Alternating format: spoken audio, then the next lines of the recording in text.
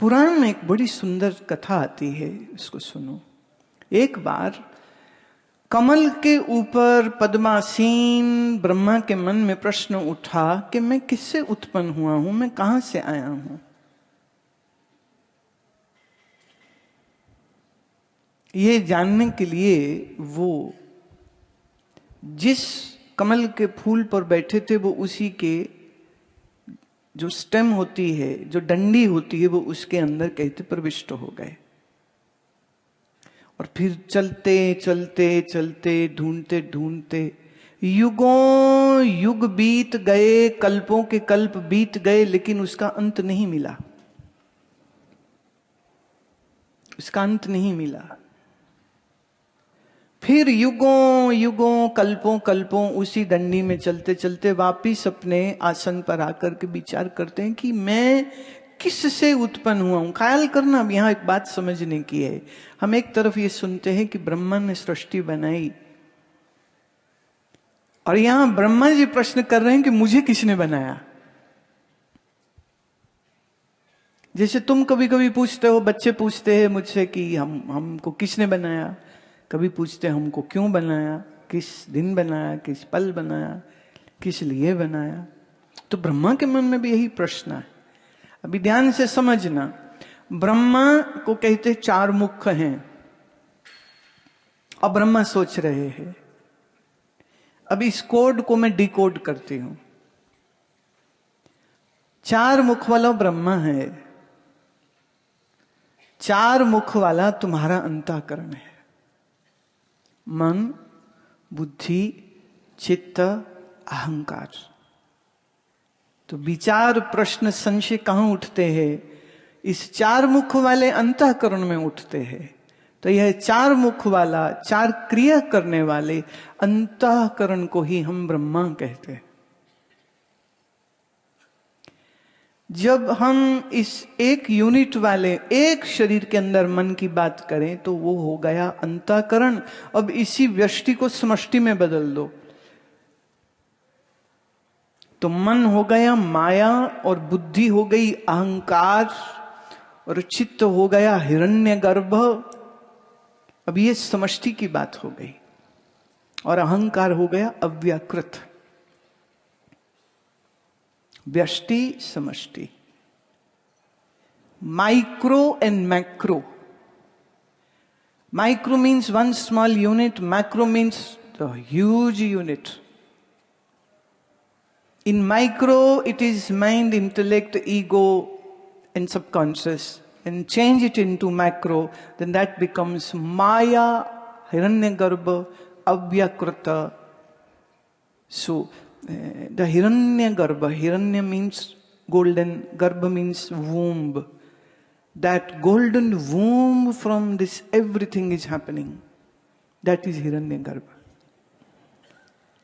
जिस स्वर्ण अंड से सब कुछ हो रहा है उसी को कहते हैं हिरण्यगर्भ। तो जीव के पास अंतःकरण है,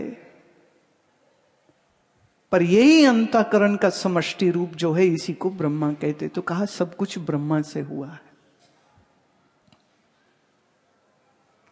अब ये बात अगर किसी के पल्ले ना पड़े तो फिर हमें ब्रह्मा के वो 4 मुंह वाला मानवीय आकार लाना पड़ेगा, और फिर कहेंगे कि वो कमल पे है और वो डंडी पे है, और वो डंडी जो है वो विष्णु की नाभि से निकल रही है, और विष्णु अनंत शेष के ऊपर लेटे हुए हैं। अब ये बात सबको समझ आ जाएगी। तो इस कमल के फूल पे बैठे हुए ब्रह्मा प्रश्न करते, मैं किससे उत्पन्न हुआ?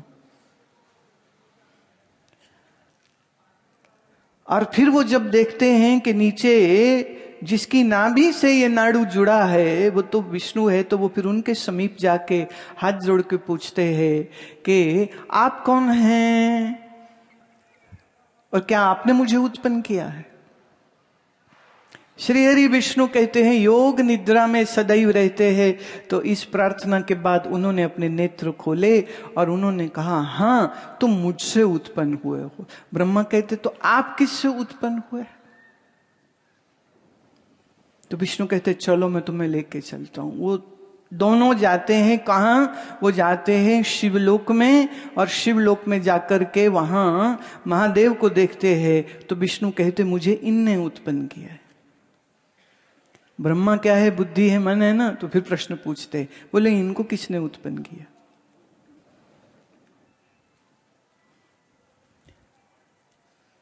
कहते अब चलो तीनों ढूंढने निकलते हैं उत्तर। तो वो कल्पों कल्प पर्यंत सूक्ष्म इस सारी सृष्टि में भ्रमण करते करते कैलाश पहुंच गए। कैलाश पहुंचे तो वहां पर एक रुद्र पहले से बैठे हुए हैं पार्वती के साथ। तो ब्रह्मा विष्णु महेश तीनों देखते हैं तो प्रणाम करते हैं। वो कहते हैं हे रुद्रदेव, हमको किसने उत्पन्न किया है?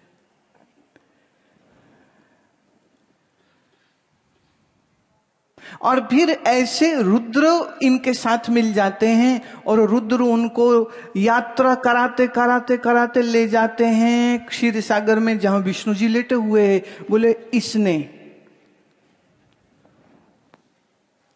और फिर वो कई ब्रह्मांडों की यात्रा करते हैं और हर ब्रह्मांड में एक अलग ब्रह्मा, एक अलग विष्णु, एक अलग महेश मिल रहा।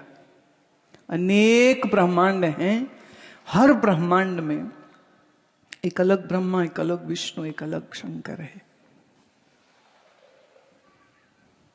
ब्रह्मा जी कहते हैं तो बात समझ नहीं लग रही, मेरे को समझाइए, ये आप क्या दर्शन दे रहे हैं? ये किस तरह की चर्चा हो रही है? मुझे मालूम नहीं चल रहा है अभी भी। तो अभी आपके इस प्रश्न का उत्तर देने के लिए मैं श्रीमद् भगवद गीता का यह श्लोक ले रही हूं। मया तत्त्वमिदं सर्वं जगत् अव्यक्त मूर्तिना मत्स्थानि सर्वभूतानि न चाहं तेषु अवस्थितः न च मत्स्थानि भूतानि पश्य मे योगमैश्वरम् भूतभृन्नं च भूतस्थो ममात्मा भूतभावनः। इदम सर्वम जगत, ये जो सारा जगत है, अव्यक्त मूर्तिना ततम, मुझ अव्यक्त निराकार स्वरूप के कारण है।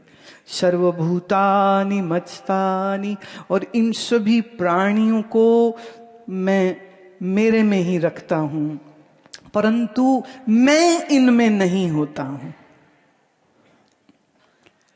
मैं इनमें नहीं होता हूं। च भूतानि मत्स्थानि न मे ऐश्वरम, और ये सारे प्राणी मुझ में स्थित भी नहीं हैं। और मुझ ईश्वर संबंधी इस योग को जो संपूर्ण प्राणियों को धारण कर रहा है, भूत भावनः, जो उसको धारण कर रहा है। धारण मतलब होल्ड किया है, संभाला है जिसने, भरण पोषण कर रहा है। मम आत्मा, वो मेरा ही स्वरूप है।